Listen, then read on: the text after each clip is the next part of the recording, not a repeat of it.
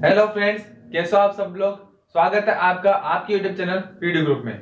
आज की वीडियो में हम बात करने वाले हैं पार्ट 5 ऑफ इंडियन कॉन्स्टिट्यूशन के बारे में, जो कि बात करता है यूनियन, मतलब कि प्रेसिडेंट, पार्लियामेंट्री, सुप्रीम कोर्ट, इन सबको तो यूनियन जो पार्ट है उसके अंदर कवर किया गया है। आर्टिकल 52 से 151 के अंदर सारे आर्टिकल्स इन सारी चीजों से रिलेटेड है। ये वीडियो को स्टार्ट करने से पहले अगर आपने चैनल को अभी तक सब्सक्राइब नहीं करा है तो नीचे लाल कलर का बटन आ रहा होगा, उसे दबा दीजिए और चैनल को सब्सक्राइब कर लीजिए। लाइक आखिरी में कीजिएगा अगर आपको वीडियो यूजफुल लगती है तो।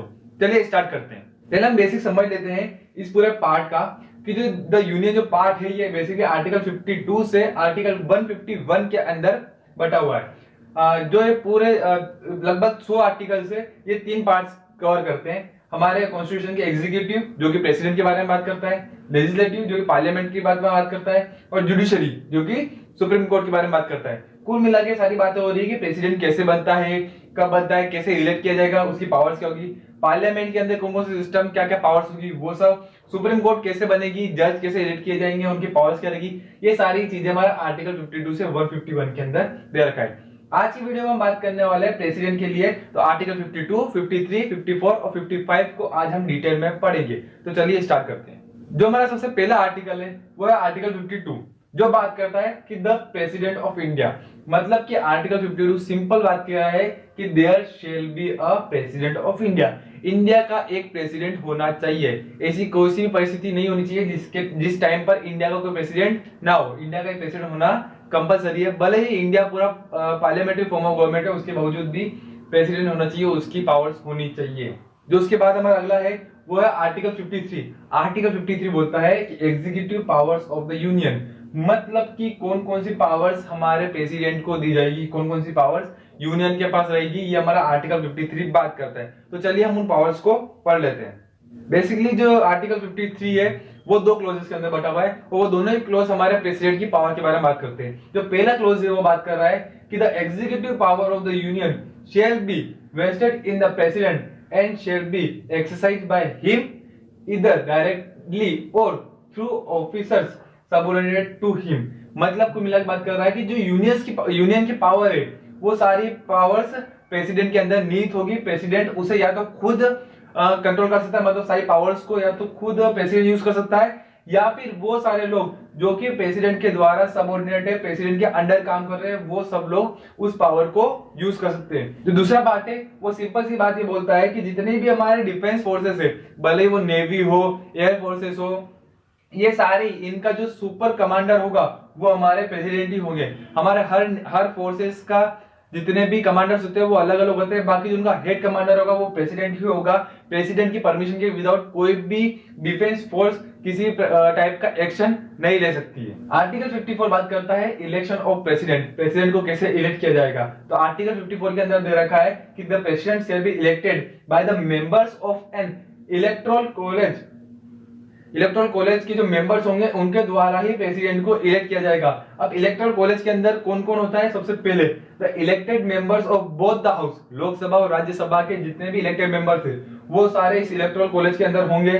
जो सेकंड है वो है कि the elected members of the legislative assembly of the state, मतलब जितने भी हमारे एमपीज होते हैं, ऊपर वाले में एमएलएस आ गया और नीचे वाले में एमपीज आ गया, सारे एमएलएस और सारे एमपीज मिलाकर प्रेसिडेंट को इलेक्ट करेंगे, तब जाके एक प्रेसिडेंट फॉर्म होता है, प्रेसिडेंट के लिए इलेक्शन हेल्ड किया जाता है। उसके बाद जो हमारा आखिरी सेक्शन है वो है सेक्शन, जो हमारा अगर आखिरी आर्टिकल है वो है आर्टिकल 55, जो बात करता है manner of election of president. मतलब कि हमने ये तो पढ़ लिया कि कौन कौन किसके द्वारा, आर्टिकल 54 में पढ़ा है कि ये दोनों मिलकर इलेक्शन को हेल्ड करेंगे और प्रेसिडेंट इलेक्ट किया जाएगा, पर इसकी पूरी प्रोसेस क्या होगी वो हमारा आर्टिकल 55 के अंदर दे रखी है, वो मैनर जिसके द्वारा प्रेसिडेंट इलेक्ट किया जाता है। तो बेसिकली हमारा जो आर्टिकल 55 है ये बहुत बड़ा आर्टिकल है और ये 3 क्लोजेस के अंदर बांटा हुआ है, 3 स्टेप बाय स्टेप इसके अंदर दे रखा है, उसके थ्रू हमारा प्रेसिडेंट इलेक्ट किया जाता है। आपको इसके एग्जांपल के साथ समझाऊंगा, इस वीडियो को पूरा देखिएगा, आपको समझ में आ जाएगा एग्जांपल के साथ, वरना अगर आप बुक ही स्टेटमेंट पढ़ेंगे तो आपके लिए थोड़ा डिफिकल्ट होगा।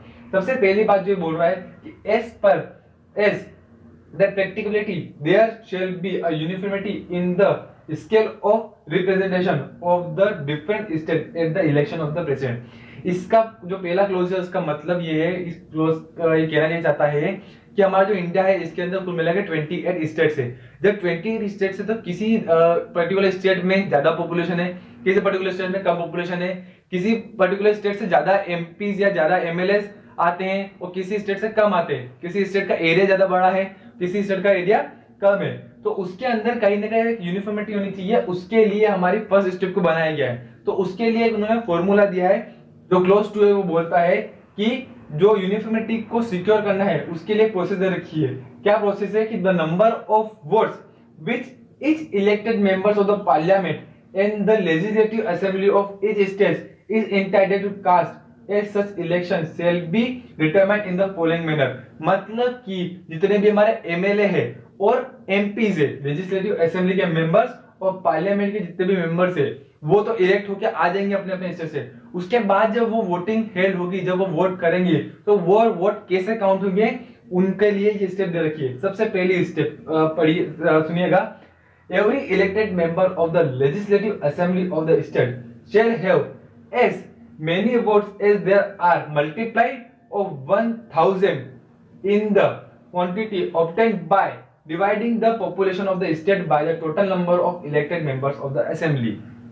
अब सुनिएगा मेरी बात, ये पहला क्लोज जो इसका हमारा सेकंड क्लोज का भी सब क्लोज है, ये पढ़ने में थोड़ा डिफिकल्ट लग रहा है, हार्ड लग रहा है कि समझे कैसे। इसको मैं आपको एग्जांपल के साथ समझाता हूँ।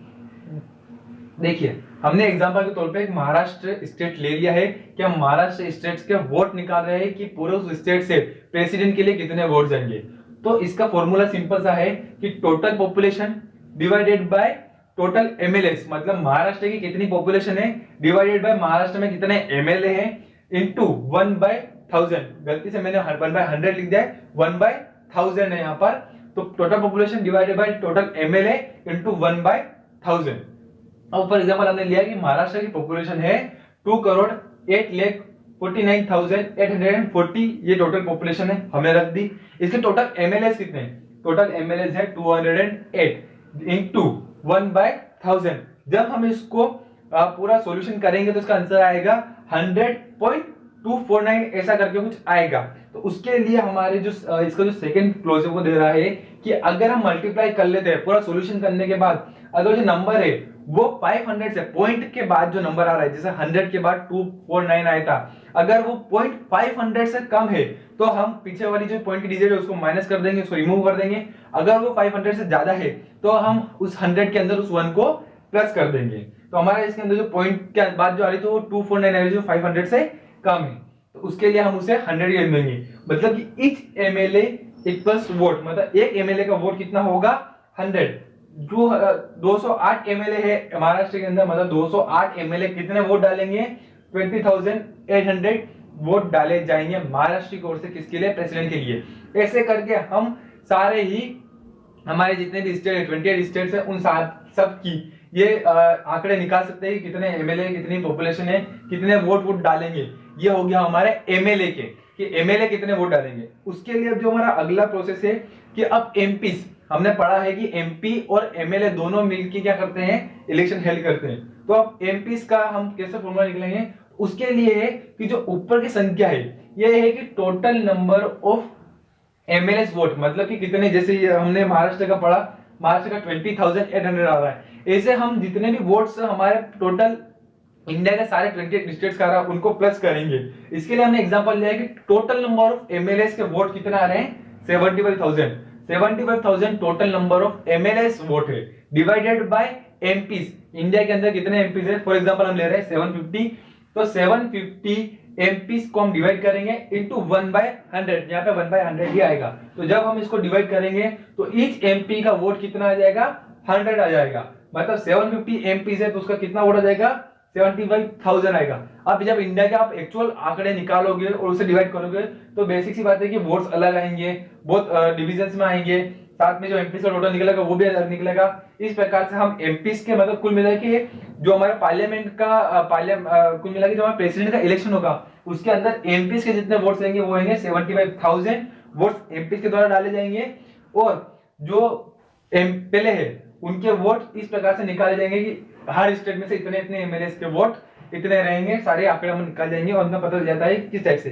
अब जब हम एग्जाम में लिखेंगे तो हमें इसे वर्ड्स के रूप में ही लिखना है, सिंपल सी बात। जरूरी नहीं है कि आप बिल्कुल A to Z बीएड की लैंग्वेज में लिखें, पर आपको समझाना वही है। क्योंकि देखिए हमने जो हमारी फर्स्ट प्रोसेस थी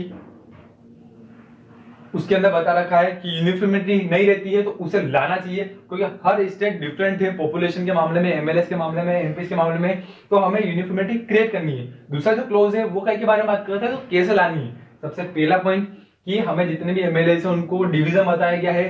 दूसरा पॉइंट कि 500 से कम हो तो उसका, और थर्ड पॉइंट जो है वो एमपीस का बताया गया है। जो हमारा लास्ट क्लोज है, क्लोज 3, वो भी इसी प्रेसिडेंट की इलेक्शन के बारे में बात करता है कि जो प्रेसिडेंट का इलेक्शन है वो किसके अकॉर्डिंग होना चाहिए, पूरा प्रोपोर्शनल रिप्रेजेंटेशन के बेसिस पे होना चाहिए, उसकी पूरी प्रोसेस दे रखी है। आई होप आपको वीडियो समझ में आई होगी। आपको जो मैंने 2 एग्जांपल दिए जिसके अंदर हमने महाराष्ट्र की बात करी कि महाराष्ट्र के एमएलए कितने, उसके वोट कितने देंगे, साथ में हमने एमपीस के लिए भी एक पर्टिकुलर एग्जांपल समझा है। इस प्रकार से हम पूरा का पूरा जितने भी हमारे आर्टिकल 52, आर्टिकल 53, आर्टिकल 54, आर्टिकल 55, इन चारों ही सेक्शन को हमने समझ लिया है, जिसके अंदर प्रेसिडेंट की पावर्स, कौन कौन उसे इलेक्ट करेगा और इलेक्ट करने की पूरी प्रोसेस हमने समझ ली है। आई होप आपको वीडियो समझ में आएगी, आपके लिए यूजफुल रहेगी। अगर आपके लिए वीडियो यूजफुल रही है तो नीचे लाइक करिए, कमेंट करिए, शेयर करिए और चैनल पर नए हैं तो सब्सक्राइब कर लीजिए। Thank you.